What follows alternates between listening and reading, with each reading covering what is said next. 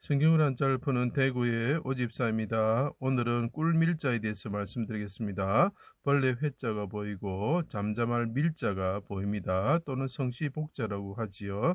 자, 여기서 보시면 이스라엘 왕이 계시죠. 이분이 오셔가지고 죽으셨다는 거죠. 성막을 이루시면서 그 땅에서 죽으셨을 때 어떡합니까? 잠잠한 어린 양처럼 그분이 돌아가셨다는 거죠.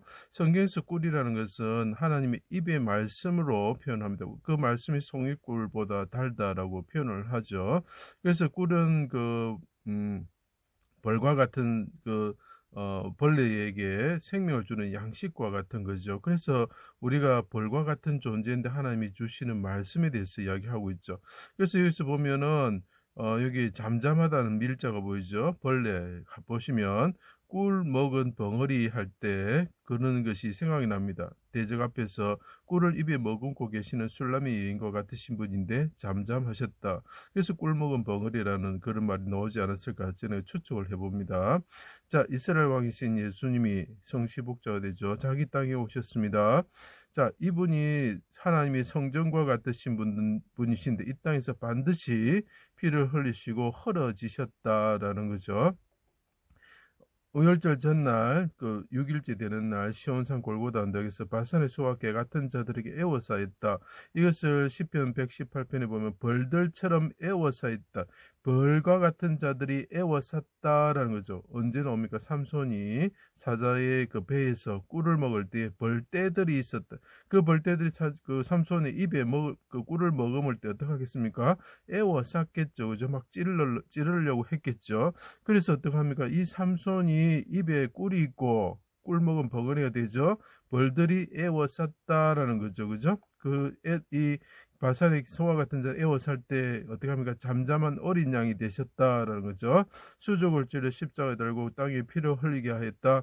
하나님이 임재하는 성막처럼 헐어지는 성전처럼 되셨다. 자, 그분이 이제 성전처럼 되셨다는 거죠. 그리고 그분이 반드시 피를 흘리시면서 이 땅에 피를 흘리시면서 죽으셨다라는 거죠.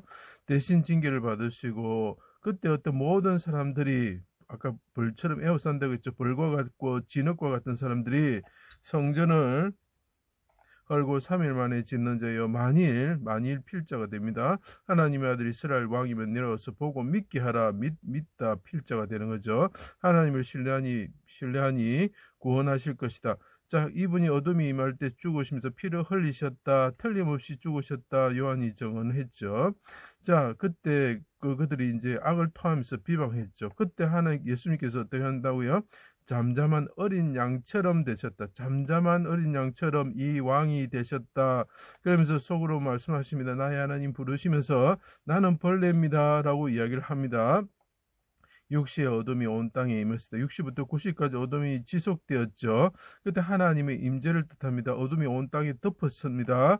물의 흑은과 빽빽한 구름이 덮었죠. 그래서 빽빽한 밀자 제가 설명한 걸 봐주세요. 어둠을 장막처럼 숨기는 곳으로 삼으셨다. 그때 이 왕께서 말합니다. 하나님 아버지 얼굴을 숨기지 마시고 비밀이 일단 밀자가 됩니다. 비밀이 친 주의 장막에 집에 숨겨 주십시오라고 이야기를 하고 있죠. 그러면서 날 말합니다. 나는 벌레요 사람이 아닙니다. 라고 이야기를 합니다. 마음이 밀랍 같아서 내 마음이 이리 반드시 죽으시고 성전이 헐어지는 거죠. 죽으시는 분이 내 마음이 마음 심자 보이죠? 밀랍 같아서 나는 벌레인데 내 마음은 밀랍입니다. 라고 이야기합니다. 내 속에서 녹았습니다. 속히 구원하여 주십시오. 그리고 말합니다. 불 앞에 미리 녹은 같이 나를 죽이는 이 악인들을 망하게 하여 주십시오. 밀이 또 등장합니다. 꿀이 등장합니다. 산들이 주 앞에서 밀랍같이 녹을 것입니다. 하나님이 임재하실 때 어둠이 덮을 때 어둠이 장막처럼 덮을 때 하나님이 임재할 때 어떻게 되나 산이 녹아내릴 것입니다. 밀랍처럼 녹을 것입니다. 이렇게 이야기하고 있는 예수님이 보여야 되죠. 그 산이 어떻겠습니까? 예, 시내 산에 하나님이 임하셨을 때 반드시 그 산에 침범하는 자는 죽을 것이다 할 때 그 빽빽한 구름이 있었다. 그래서 빽빽한 밀자라고 말씀드렸죠. 그래서 서로 연관이 되는 것입니다. 주의 선하심과 인자하심이 반드시 나를 따르니 내가 여호와의 집에 영원히 살 것입니다라고, 집에 영원히 반드시 살 것입니다 하고 이야기를 합니다. 내 마음이 밀랍처럼 녹았습니다 하는 예수님이 보였으면 좋겠습니다. 내 영혼을 아버지 손에 내 영혼을 부탁합니다. 크게 부르짖으셨습니다. 그분이 다 이루었다 하시고 이루어내다 하시고, 이루어내다 필자죠. 기필하다는 뜻이죠. 영원히 떠나셨습니다. 자, 그때 예수님께서 그 하나님께 부르짖는 모습이, 여기 부르짖을 혼자가 보이죠. 이게 날일자 옆으로 놓았습니다. 해가 빛을 잃었다는 뜻이죠. 자, 그리고 이 휘장이 둘로 찢어지죠. 그때 그 입술에 뭐라고요? 내 신부야 네 입술에는 꿀 방울이 떨어지며 내 힘 밑에는 꿀과 젖이 있다. 자, 그분의 말씀이 꿀이고 그분의 말씀이 우리를 살리는 젖이라는 거죠. 우리가 뭡니까? 이렇게 벌처럼 애워 사는 자들에게 필요한 게 뭡니까? 꿀이고, 그 다음에 우리가 양처럼 각각 제 갈 길로 가는 어린 양과 같은 자들에게는 뭐가 필요합니까? 젖이 필요하죠. 그것이 무엇이냐? 그분의 혀에서 나오는, 입술에 나오는 말씀이라는 거죠.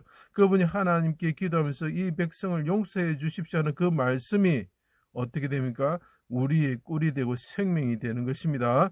성전의 휘장 가운데가 둘로 찢어지고 땅이 진동하였습니다. 요한이 성시 복자가 되죠.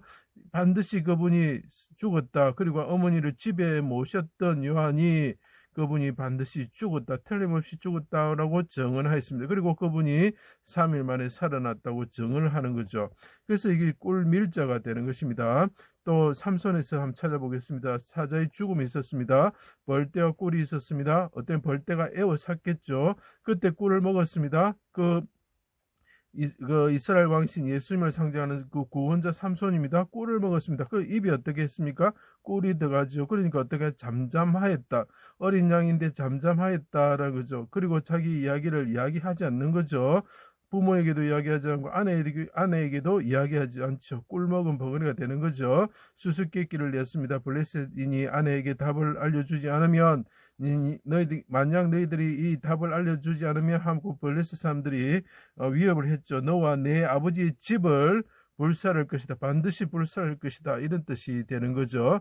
아내가 사랑하지 않으니까 당신이 미워합니다. 사랑하지 않습니다. 할 때고 울 때에 그 다음에 삼손이 가르쳐 주죠. 그래서 수수께끼져서 아버지의 집으로 화가 나서 돌아갔다라고 표현하죠. 그래서 꿀이 됩니다. 자, 요나단이 어떻게 했습니까? 전쟁에서 그 블레셋인과 승리하게 되죠. 베다인을 지날 때, 베다인이라는 게 뭔가 사악한 집이라는 거예요. 집을 지날 때 사울이 말합니다. 원수가 보복할 때까지, 저녁될 때까지 아무 음식을 먹지 마라. 그 사람은 반드시 죽일 것이다. 반드시 죽일 것이다. 라고 할 때 관련된 그 벌레가 뭐죠? 예, 그 벌이 되죠. 그래서 벌집에 꿀을 찍어 먹었다라는 내용이 나오고 있습니다. 그래서 이게 꿀밀자가 되는 것입니다. 제 강의를 들어주셔서 감사합니다.